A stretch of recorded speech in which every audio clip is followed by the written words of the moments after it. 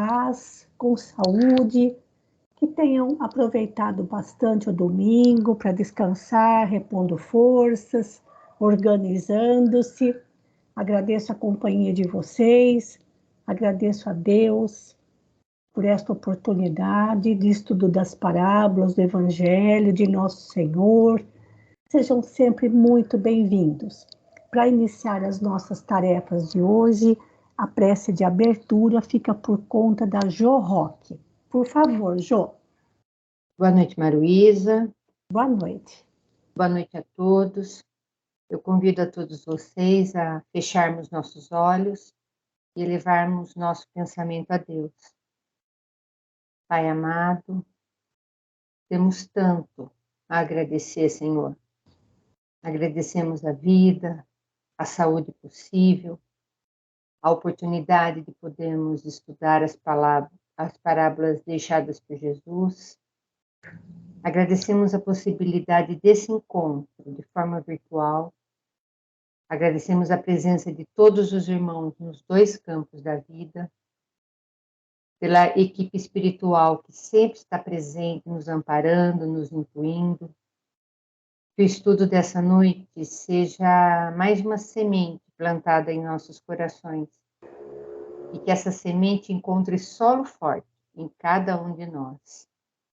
Abençoe, Senhor, cada um de nós, seus filhos, com a sua santa misericórdia.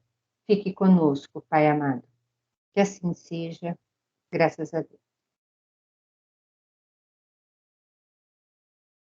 Pessoal, vocês estão me ouvindo bem? Está me ouvindo bem, Jo? Sim, Maruísa. É pelo seguinte, eu estou com um foninho de ouvido porque tem uma criançada brincando numa pracinha que fica atrás do bloco aqui onde eu moro e é uma gritaria doida. A hora que parar eu tiro. Eu não gosto de ficar com o fone, mas fico preocupada que não fique bem a voz, tá bom? Bem, nós estamos no nosso encontro número 59, ainda falando sobre a parábola do bom samaritano. Nós terminamos a parábola propriamente dita, utilizando as informações do livro de Kenneth Bailey, e agora nós estamos nos debruçando sobre o diálogo entre Jesus e o doutor da lei. E ele divide esse diálogo em dois tempos. No primeiro tempo é a conversa entre Jesus e o doutor da lei antes da parábola. E depois a finalização da conversa depois da parábola. Então, na semana passada, eu vou fazer aquele vai e vem, porque eu vou mudar de tipo de arquivo. Então, eu vou sair aqui do PowerPoint e vou fazer um vai e vem para a gente mostrar, então, para vocês onde que nós paramos. Aqui, olha. Então, a primeira fala é quando o doutor pergunta o que devo fazer para herdar a vida eterna. A segunda fala do primeiro tempo é quando Jesus responde ao doutor, que diz a lei. A terceira fala e a quarta fala é o que nós vamos ver hoje. Porque na terceira fala é o doutor da lei que responde a pergunta de Jesus. E Jesus termina essa introdução respondendo à primeira pergunta que o doutor da lei tinha feito, dizendo, faze isto e viverás. Não sei se vai dar tempo da gente entrar no segundo tempo, mas não temos pressa e talvez aqui a gente consiga, embora os textos não sejam tão longos, mas sempre tem uma ou outra coisa que nos chame a atenção. Então, a terceira fala, que é do doutor da lei para Jesus, está na página 79, então já vou pular aqui para a página 79. Na semana passada, a Margarete leu a primeira e a segunda fala. E hoje nós vamos começar, então, com a terceira fala, e quem vai ler para a gente é a Jo. Jo não é tão comprido, mas conforme a gente for lendo algum parágrafo, aliás, logo aqui no comecinho a gente já vai dar uma paradinha, um pit stop, para falar sobre o Deuteronômio e Levítico. Pode começar, Jo. Terceira fala. E ele respondeu: amarás o Senhor teu Deus de todo o teu coração, de toda a tua alma e de toda a tua força e de toda a tua mente, e a teu próximo como a ti mesmo. Em Mateus e Marcos, esta combinação de Deuteronômio, amar a Deus, e Levítico, amar o próximo, é atribuída a Jesus. Isso. Vamos dar uma paradinha aqui, Jô. Para quem não tem tanta familiaridade com a Bíblia, o Deuteronômio e o Levítico são livros do Antigo Testamento. Então, eu vou mudar de página aqui para a gente ter uma visão geral. Só fala para mim se está aparecendo para vocês essa página, porque eu mudei de tipo de tela. Tá. Está aparecendo aí para vocês? Então, aqui, gente, o Antigo Testamento começa com aquilo que nós chamamos de Pentateuco, ou seja, 5 livros que compõem a Torá para os judeus, e também conhecida como sendo a lei. Então, quando pergunta o que diz a lei, Jesus está se referindo aos 5 livros que compõem a Torá. Na ordem, primeiro o livro de Gênesis, depois Êxodo, depois o Levítico, Números, e o último livro se chama Deuteronômio. A palavra Deuteronômio do grego significa segunda norma ou segunda lei, porque desde o comecinho do Êxodo até o Deuteronômio já havia se passado muito tempo. Então a gente pensa que tudo isso foi escrito de uma só vez. Não, foi escrito ao longo dos séculos por várias pessoas ou por vários estudiosos, os sábios judeus. Então, vamos primeiro lá no livro, ele cita primeiro o Deuteronômio, que é o 5º livro da Torá, ou o 5º livro da lei. Então, em Deuteronômio, no capítulo 6, aqui, ó, versículo 5, tá aqui, ó. Opa, aqui, ó. Amarás o Senhor teu Deus de todo o teu coração e de toda a tua alma e de todas as tuas forças.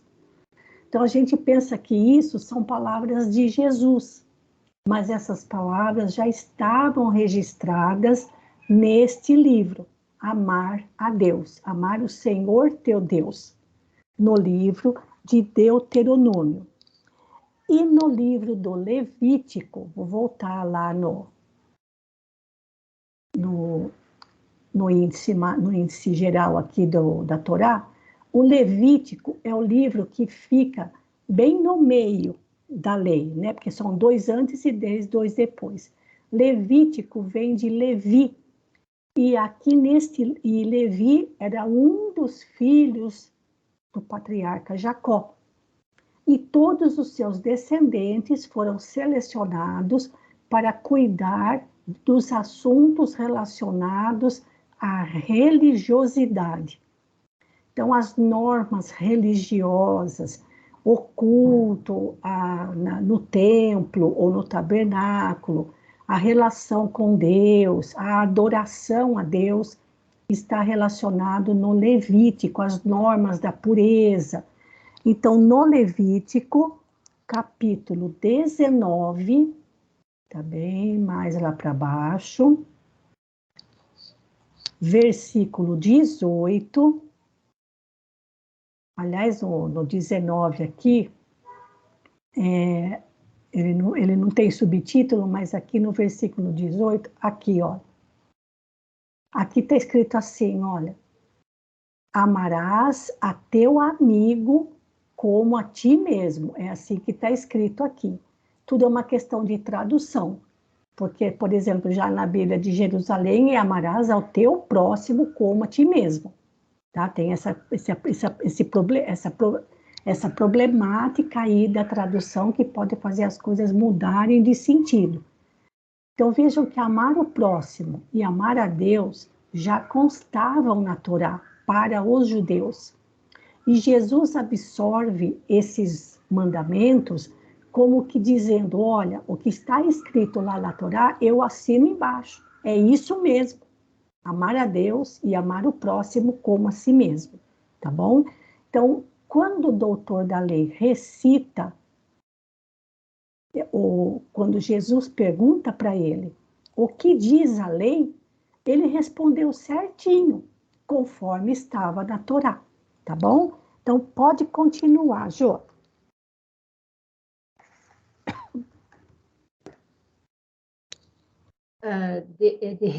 Derrê observa, isso.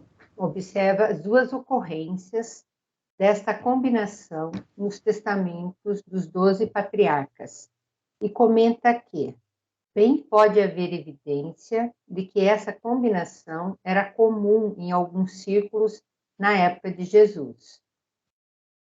Se assim for, é claro que Jesus endossou esta opinião e fê-la sua. Assim, o doutor da lei pode estar fazendo a mesma coisa que Jesus fez. Em outras palavras, Jesus sabia que qualquer doutor da lei afirmaria: guarde a lei, como resposta a esta pergunta acerca da vida eterna. Assim, ele leva o doutor da lei para o tópico acerca da lei. Este, por sua vez, podia estar sabendo que Jesus havia originado ou reafirmado esta combinação de amor a Deus e ao próximo como a essência da lei. Desta forma, o doutor da lei cita a posição do próprio Jesus a fim de entrar na discussão, de forma que possa testar Jesus quanto à sua lealdade à lei, como sugeriu Altair. Então, acho que aqui ficou claro, né, gente? O que Jesus, né, o que Jesus ensinou depois, né, quando da sua vinda, era exata nesse trecho de amar a Deus, porque ele faz um resumo, né, de toda a lei em duas: amar a Deus e amar ao próximo, né? E como ele diz aqui também, Jesus sabia que qualquer doutor da lei diria: guarde a lei como resposta. E assim Jesus fez com que o próprio doutor da lei falasse aquilo que o próprio mestre endossava.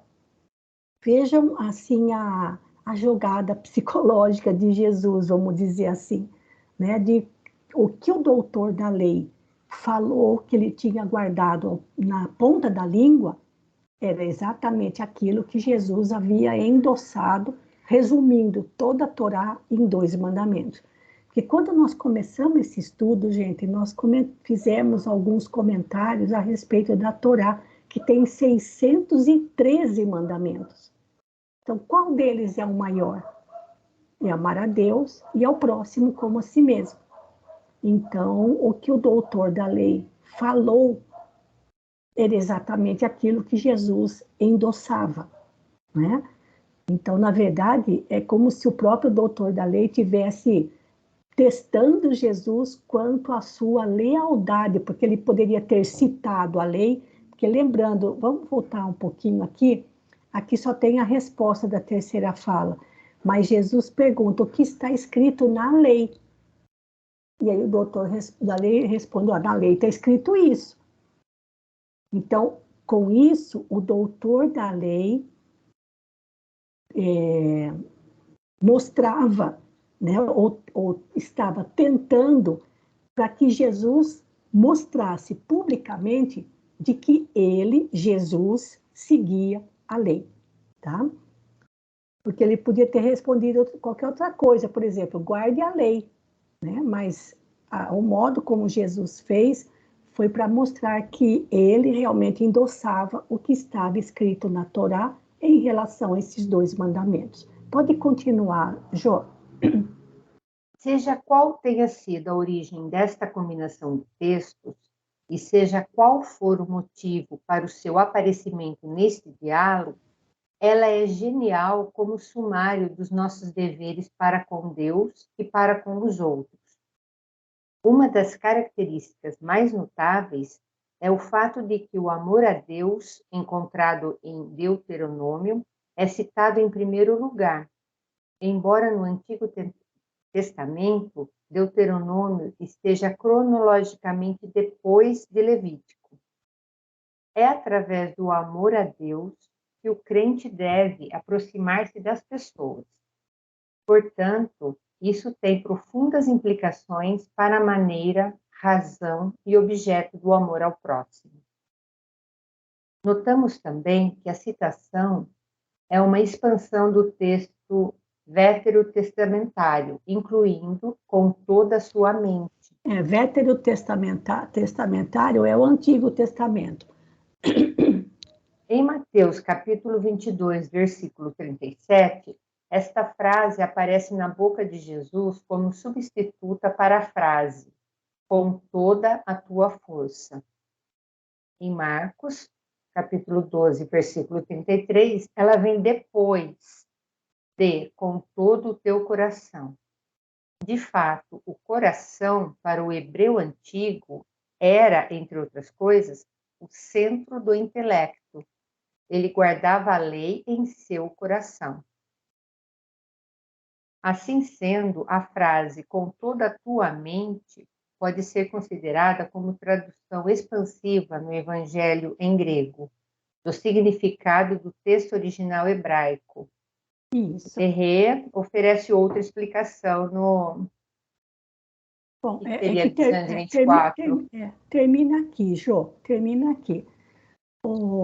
Pode fazer seus comentários se quiser falar alguma coisa.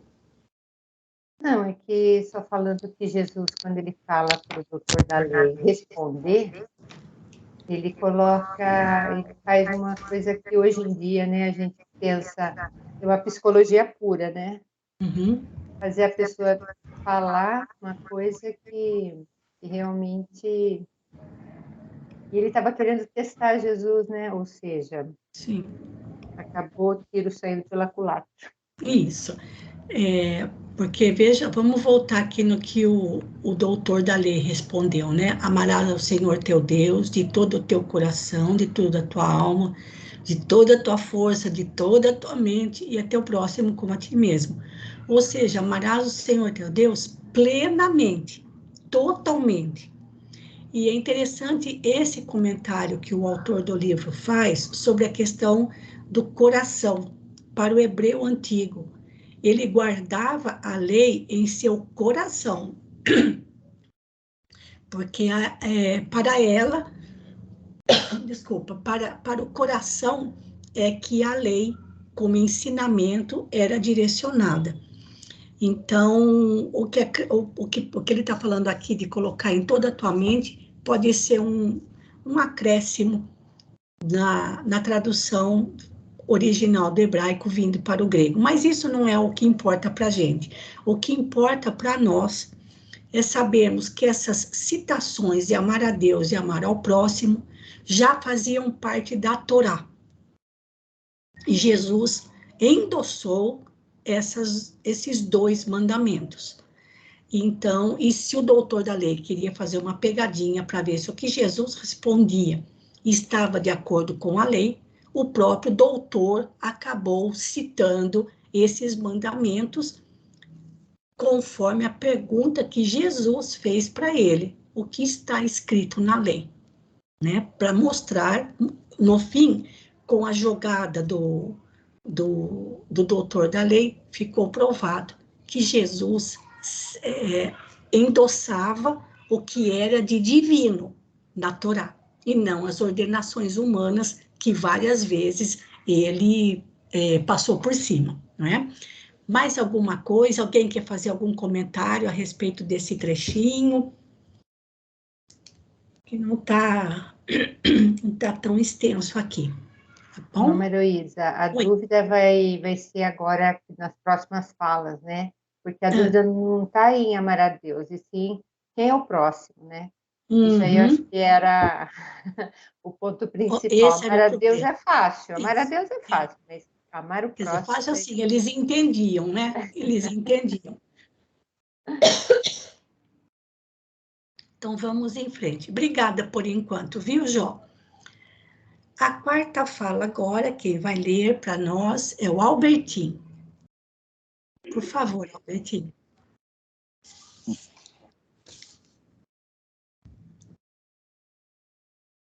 Já chegou aí para você. Boa noite. Boa noite a todos. Espera aí. Ainda não chegou. Quer que eu vá e volte de novo? Espera um pouquinho. Que eu mudei de tela. Se alguém, assim também, se alguém não estava vendo, agora enxerga. Espera lá. Qual é o número? Aqui, ó.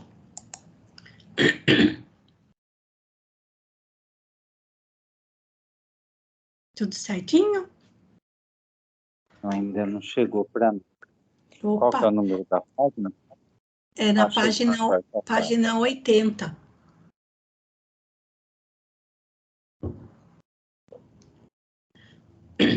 Hoje tem bastante gente com problema de internet, com dificuldade para entrar. Não sei o que está acontecendo. Alguém mais não está visualizando?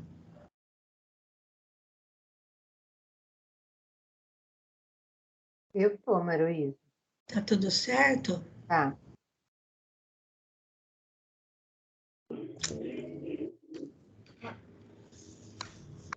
Eu também estou, Lô. Tá bom, Eli, obrigada.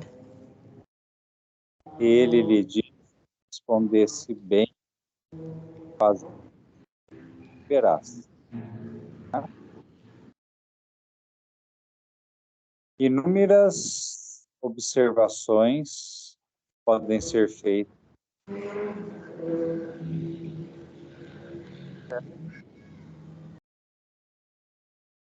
pelo seu bom conhecimento, que é o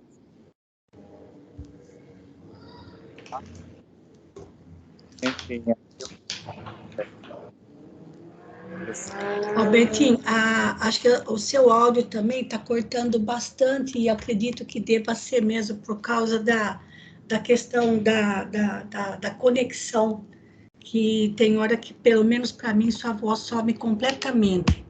Mas vamos tentando.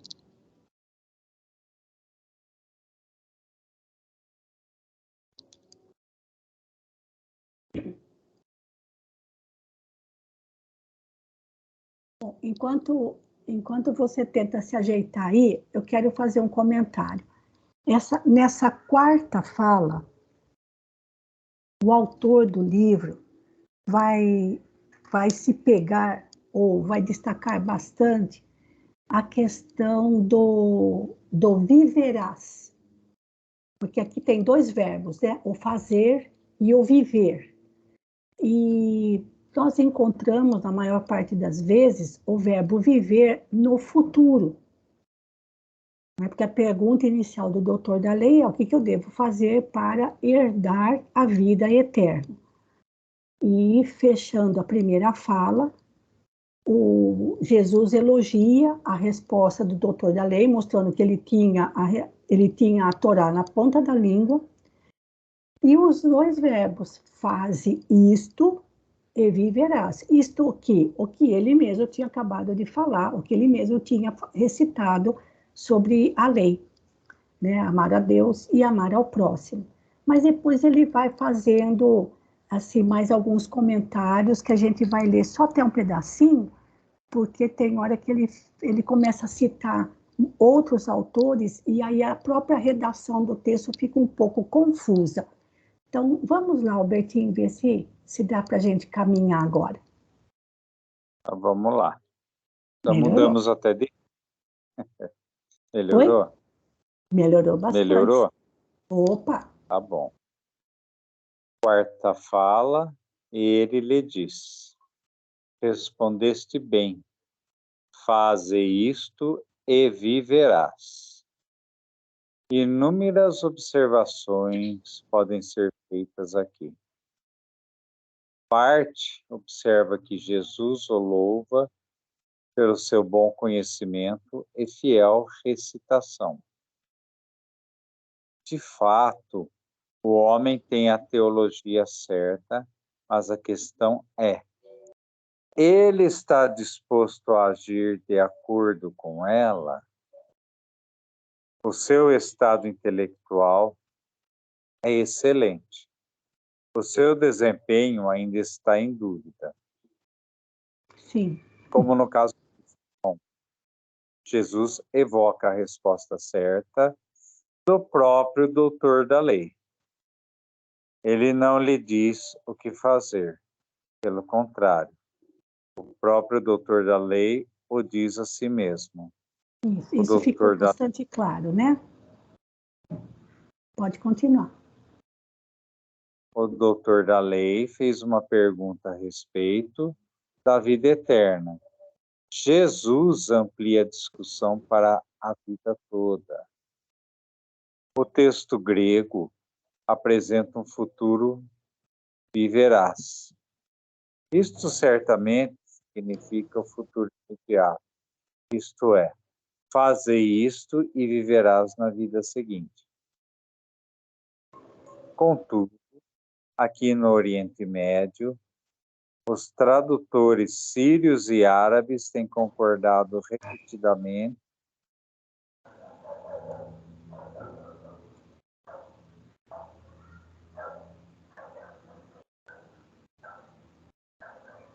Acho que já deu uma travadinha de novo.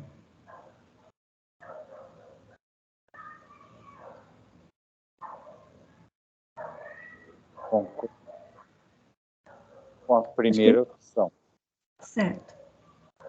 A versão siríaca antiga transforma o verbo em presente e diz, literalmente, faze isso, isto e estás vivendo.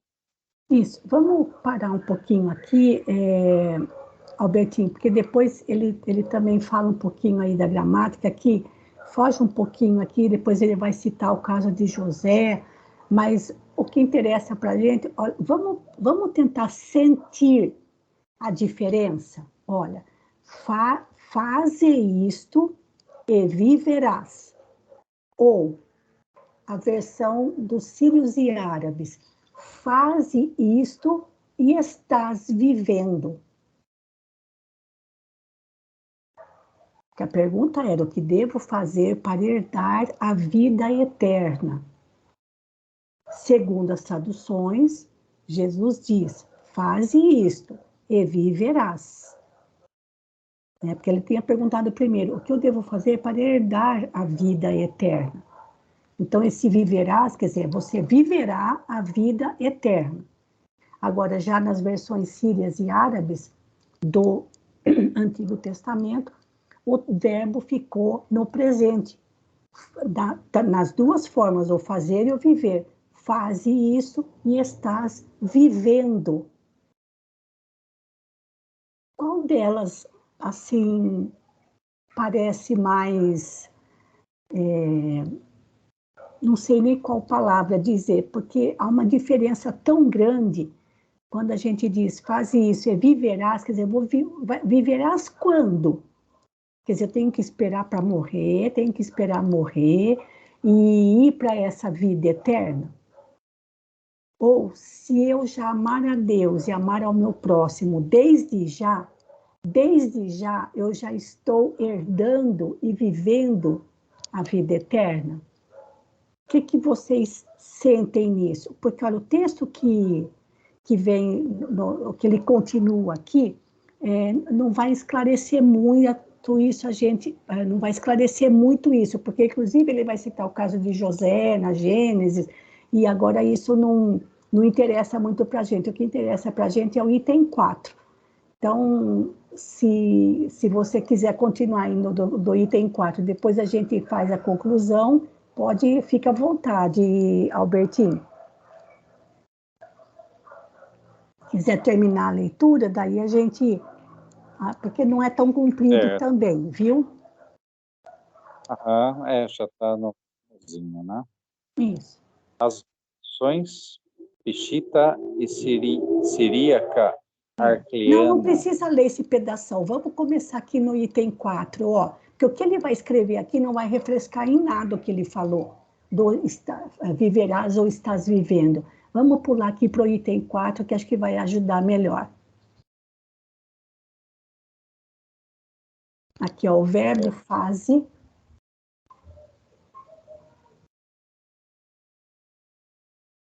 Verbo fase. O verbo fase é presente do imperativo, significando continua fazendo. O doutor da lei havia pedido a definição de um requisito limitado e específico, o que, tendo feito, herdarei. A resposta é dada na forma de uma ordem para um estilo de vida sem fim, que requer amor ilimitado e restrito a Deus e ao próximo. Eu acho que é esse item 4 que explica muito bem, gente. Esse faze isso e já estarás vivendo, e já está vivendo a vida eterna. Você não é uma coisa que você ainda vai esperar para alcançar. Porque, olha, a resposta de Jesus é dada na forma de uma ordem para um estilo de vida sem fim, a partir daquele momento, que requer amor ilimitado e irrestrito a Deus e ao próximo. Olha que lindo isso, gente. Porque quando falar, faz isso e viverás, quer dizer, eu vou fazendo e continuo esperando que aconteça alguma coisa, não é? Mas vamos mais um pouquinho? Pode comentar, Betinho. Não fazer por fazer, mas fazer de coração para que, tendo, né, aquela então, vai chegar até nós, né? Pode continuar, é claro. Que a própria lei, que o doutor da lei cita, estabelece um padrão que ninguém pode alcançar completamente. Na discussão paralela acerca da mesma em Lucas, é estabelecido um padrão que todas as pessoas que estão ouvindo julgam impossível. Elas perguntam, por conseguinte, quem pode ser salvo? A resposta é dada. O que é impossível para os homens é possível para Deus. Aqui ele está citando a passagem de Lucas 18, depois a gente comenta a respeito. Pode continuar. A mesma postura teológica é verificada aqui. Com a sua resposta, Jesus disse simplesmente: você quer fazer algo para herdar a vida eterna? Muito bem. Então, somente ame a Deus e a seu próximo continuamente, com a totalidade de tudo o que você é. Nenhuma linha restrita é traçada. Nenhuma lista de quanto se espera, como o que notamos no Enoque Eslavo. Ao contrário, os requisitos são deixados ilimitados,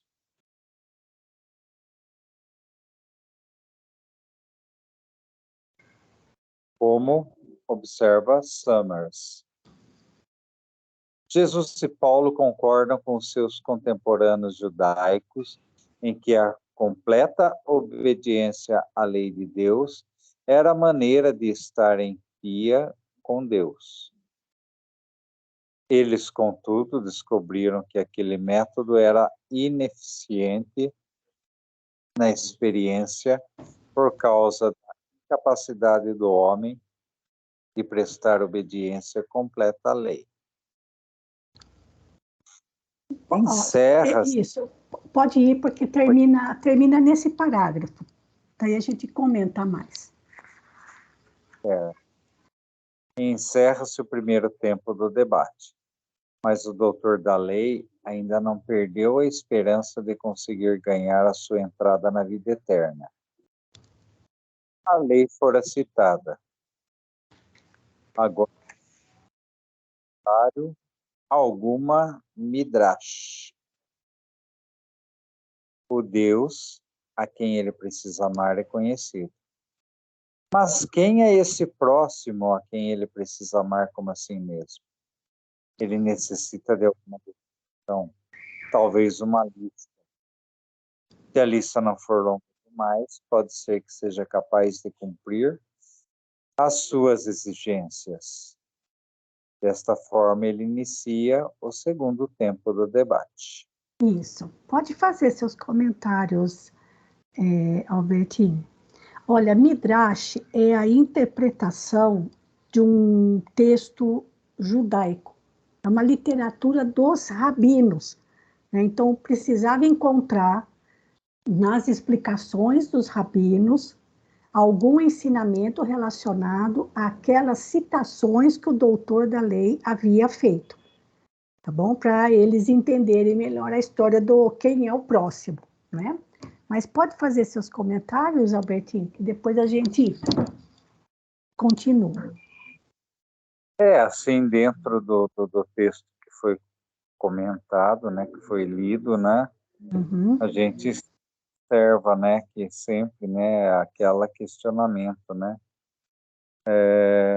como poderei alcançar o reino de Deus, né? E a resposta é que todos nós sabemos, né? Amar a Deus sobre todas as coisas e amar ao próximo como a nós mesmos, né? Certo. Ele até coloca, né, quem que é esse próximo, né, que eu tenho que amar. Poxa vida, né? É justamente o irmão humilde que nós encontramos no nosso dia a dia, né? Aquele irmão que às vezes nós não temos a empatia, que nós não temos, né, aquele amor por ele, né? Mas é justamente, né, que nós estamos aqui justamente para sermos lapidados, para termos o nosso sentimento trabalhado de forma que nós possamos alcançar isso, né? E nós sabemos que quando o nosso planeta alcançar o amar a Deus sobre todas as coisas e amar ao próximo como a si mesmo, ou seja, quando a maioria do planeta já conseguir amar ao próximo como a nós mesmos, né? Nós já estaremos dentro do mundo de regeneração. Já estaremos regenerados, né? Isso. Que nós já estaremos nos tratando e tratando aos nossos irmãos, né, como nós queremos, né, no mundo de harmonia, de amor e de paz, né? Ou seja, não vai haver mais o orgulho, não vai haver mais a vaidade, não vai haver mais o egoísmo, né? Então, assim, justamente esse o que eu acredito hoje que é o nosso principal objetivo, né? Nós termos esse nosso pensamento que nós temos, né? Que sempre pensando em nós, sempre pensando num lado não positivo, né? Nós temos que sair dessa situação para que justamente nós possamos fazer a transformação no mundo, trazer esse mundo para o mundo de regeneração. Só voltando um pouquinho nessa citação que o autor do livro colocou aqui, Lucas 18, versículos 18 a 30, é aquela passagem em que Jesus conversa com o mancebo rico, e Jesus diz para ele, né, vai, vende tudo que tens e depois vem e me segue. E é onde também Jesus fala que é mais fácil passar um camelo por uma agulha do que um rico entrar no reino dos céus. Então, por isso que é a pergunta, né? Então, quem é que vai conseguir se salvar? Então, a questão colocada pelo doutor da lei, como ele coloca aqui, olha, que a resposta exige um estilo de vida sem fim, um amor ilimitado a Deus e ao próximo, a questão que surge é justamente a que o doutor colocou, né? Amar a Deus, tudo bem, eu já sei o que fazer e como fazer, mas a questão do amar ao próximo, porque integralmente, o que ele, na verdade, parecia uma desculpa que ele estava dando. Então, Jesus, tudo bem, eu sei que está escrito lá na lei, olha, mestre, eu sei que está escrito lá na lei, em Deuteronômio e Levítico, mas até agora ninguém conseguiu cumprir essa lei integralmente, porque nenhum de nós sabe quem é o próximo. Percebem isso da pergunta dele? Porque até então ninguém conseguiria seguir plenamente a Torá, porque estava ali uma dúvida. Qual era o significado do meu próximo? Então, por isso que a questão aqui ele, doutor da lei, como conhecedor não somente da Torá, mas de dos livros literários dos rabinos que interpretavam as lições da Torá, ele tinha que escarafunchar lá no seu cérebro para ver se ele conseguia se lembrar de alguma que dissesse respeito justamente sobre essa questão de amar o próximo. Então, isso fazia com que integralmente fosse impossível seguir a Torá ou guardar a Torá no seu coração. E isso naquele jogo que o doutor da lei estava mantendo em relação a Jesus. Com esta fala, eu vou... Obrigada pela leitura, viu, Albertinho? Ainda bem que deu certo. Obrigada, viu? Eu vou voltar lá naquela página 76, onde, para a gente enxergar melhor o esquema, né, que o autor do livro colocou para esse diálogo, ajudando a gente a entender melhor. Então, com essa resposta de Jesus, faze isto e viverás, ou faze isto e estás vivendo, quer dizer, eu já não preciso ficar esperando para herdar a vida eterna, eu já me torno herdeiro se eu conseguir fazer isso desde já. Fecha o primeiro tempo da resposta. Aí o segundo tempo começa com a pergunta, quem é o meu próximo? E daí ele conta a parábola e fecha com a última pergunta que Jesus faz para o doutor da lei. Qual dos três se tornou o seu próximo? Então, fechando aí o segundo tempo. Esse segundo tempo, que é composto da quinta e última fala de Jesus, porque depois tem toda a parábola que a gente já leu, e bem mais para frente, depois da cena número 7, entra o segundo tempo. Tá bom, gente? Então, a gente ainda tem só mais uma coisinha aqui, que eu vou voltar lá na página, depois da leitura do Albertinho, ainda tem mais um pouquinho, que é aquilo que a gente chama de quinta fala, que é quem é o meu próximo, né? E eu vou voltar na página, a partir de onde o Albertinho parou, agora na página 82, dando sequência. Olha lá, olha. Aqui começa o segundo tempo, vamos dizer assim, da conversa entre Jesus e o doutor da lei. Eu não sei se nós vamos conseguir terminar essa questão do diálogo entre Jesus e o doutor da lei hoje, porque a finalização do diálogo entre os dois vem depois da parábola. E a gente não tem pressa, porque depois que a gente terminar isso, gente, deste livro, nós temos muitos livros de Chico Xavier, muitos, onde os amigos espirituais trabalham com essa parábola. Então, olha, eu já perdi a conta de quando é que nós começamos a estudar essa parábola. Sobre a quinta fala, Albertinho, você se importaria de ler mais um trechinho aqui para a gente? Que também, porque depois já vai começar o esquema da parábola. Você se importaria de ler aqui para nós? Sem problema. Por favor.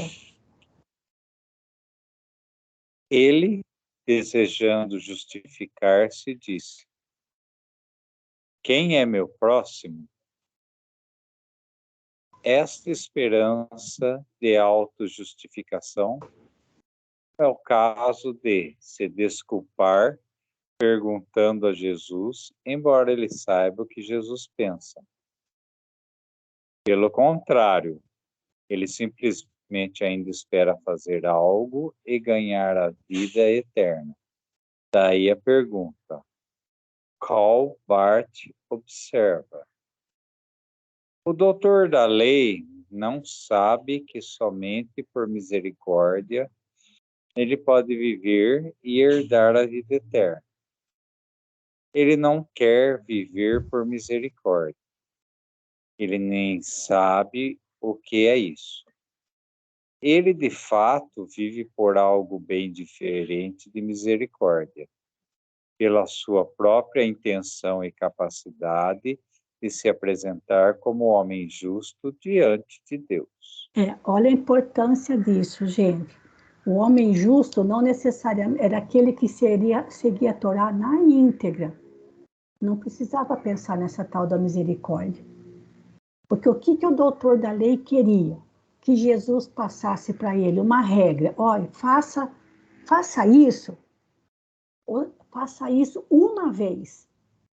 Não é fazer isso para sempre. O doutor da lei queria uma receita de bolo para ele fazer aquilo só uma vez e já ter garantido a sua vida na eternidade. Esse era o jogo que ele fez para pegar Jesus. E Jesus disse para ele, olha, o que ele tem que fazer é ter compaixão, é ter misericórdia para sempre. Todos os momentos da vida dele. Mas o doutor da lei não queria nem saber lá. Ele não quer viver por misericórdia, ele quer uma regra, que ele cumpra aquela regra. Ou esperava que Jesus falava, siga todos os 613 mandamentos da Torá, que você já tem o seu lugar pronto na vida eterna. Você já será um herdeiro. Era alguma coisa assim que ele aguardava. Justamente para ver se pegava Jesus. Porque a observação desse autor, Bart, é maravilhosa. Porque o que Jesus estava dizendo para ele é: você tem que fazer isso sempre, e não uma vez só. Isso tem que ser uma regra de conduta, um jeito de viver, sendo misericordioso. Mas não era isso que o doutor da lei queria ouvir.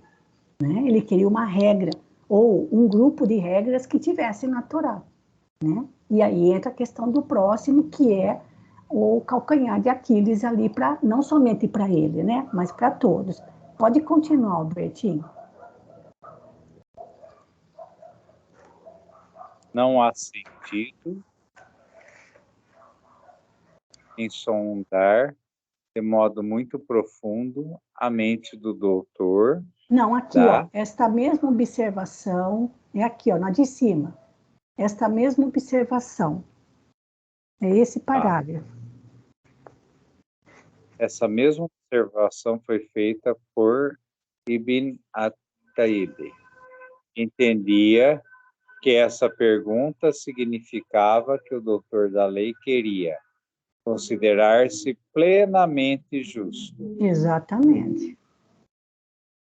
Aí ele continua. A pergunta feita a Cristo, quem é o meu próximo, é feita a fim de que ele responda, os seus parentes e amigos. Então o doutor da lei responderá: tenho amado plenamente a essas pessoas. E então Jesus o louvará e lhe dirá: verdadeiramente cumpriste a lei. O doutor da lei então irá embora, pavoneando-se diante do povo, no louvor das suas boas obras, e gozando de nova honra e confiança conseguidas com base nesse louvor. Sim, é uma possibilidade que esse Altaíbe está colocando, mas que se ajusta ao modo como o doutor da lei aparece na situação, né? Porque essa pergunta, quem é o meu próximo, né? Se Jesus respondesse, o seu próximo são seus parentes e os seus amigos, que, gente, essa pergunta é tão importante, porque até hoje, 2000 anos depois, a gente ainda tem dúvida em relação a isso. Porque a gente pensa que o próximo são somente os nossos parentes e amigos, que os judeus também consideravam como sendo os parentes e amigos, e somente os que fossem judeus. Se não fosse judeu, piorou. Então, aí, se Jesus respondesse, são seus parentes e amigos, aí o doutor da lei falou assim, mas eu já tenho amado plenamente essas pessoas. E o doutor da lei já se saía da história, todo feliz da vida, se achando, né, como homem justo, em honra e confiança perante a comunidade. Né? É isso que ele está fazendo uma suposição, né? Por isso que ele fala aqui, não há sentido, agora sim. Pode continuar, Albertinho. Aqui, não há sentido. Não há sentido em sondar de modo muito profundo a mente do doutor da lei. Não obstante, Ibn al-Taib faz sugestões que têm algum mérito. Na discussão paralela com o jovem rico no capítulo 18, de fato, a conversa se envereda por essa direção. Ali, a lei é recitada. O jovem rico diz tê-la cumprido e provavelmente espera louvor por seus nobres esforços. Tanto o interrogador deve ter se surpreendido com a virada inesperada da conversa. Uhum. Em harmonia com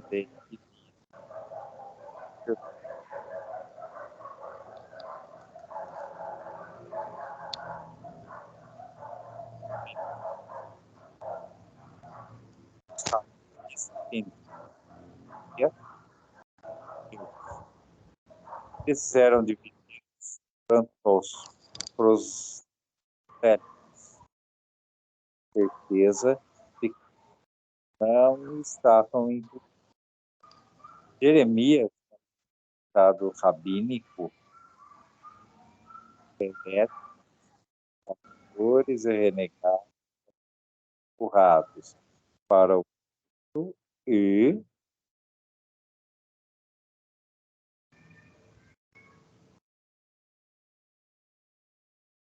Tá dando umas travadinhas de novo no seu áudio, Albertinho. Só.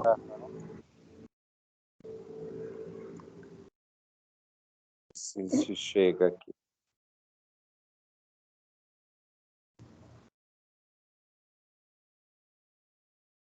Olha, essa questão do próximo era bastante delicada, porque para os judeus, o próximo era o seu irmão ou os filhos do seu povo, ou seja, somente quem fosse judeu.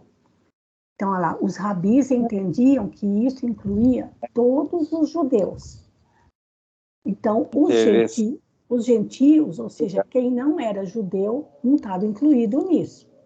Então, aí tem uma fala aqui de Jeremias, colocando um ditado rabínico, de que os heréticos, os delatores, os renegados deviam ser empurrados para o fosso e não devem ser tirados. Então, só para a gente terminar aqui, só falta esse pedacinho aqui, Albertinho, dos gentios e o parágrafo desta forma, daí a gente encerra. Tá para você? John White cita um Midrash acerca de Ruth, capítulo 4.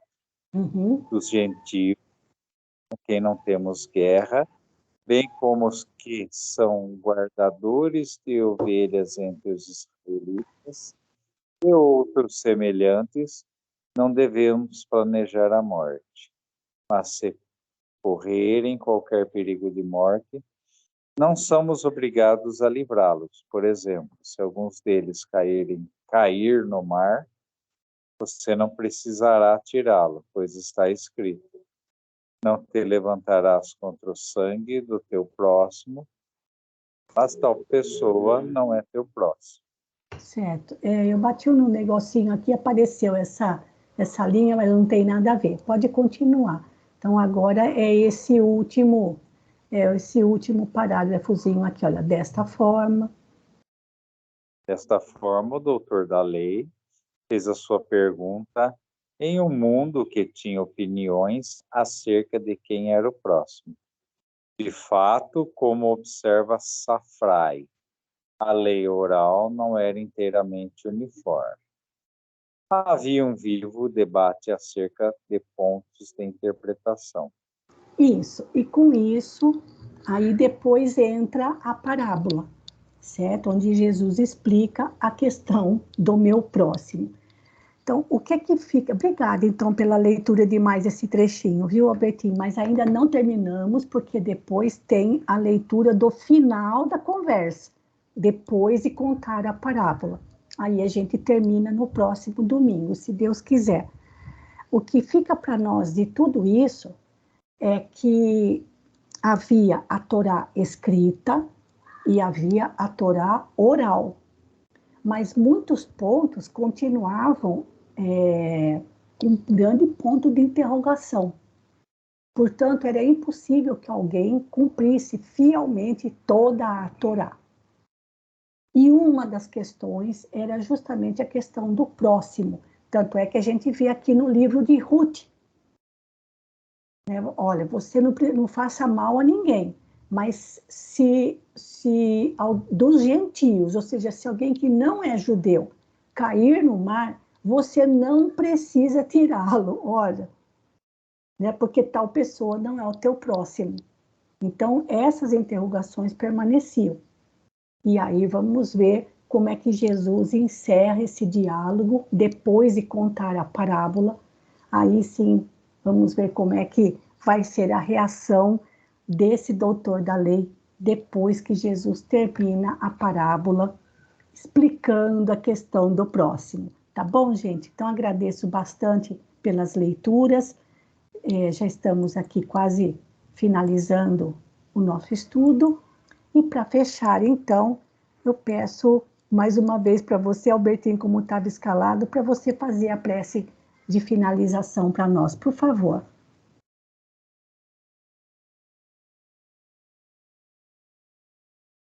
Queridos irmãos, primeiramente, vamos agradecer ao mundo espiritual a oportunidade do estudo e ajudarmos na caridade. E vamos principalmente manter nossos pensamentos elevados nas altas esferas, para que nessa semana que se inicia, nós possamos multiplicar todo esse amor, toda essa harmonia que o Mestre Jesus trouxe e traz para nós. Porque é indispensável no nosso planeta hoje que nós tenhamos esses pensamentos elevados, porque depende de nós atingirmos o nível de regeneração do planeta.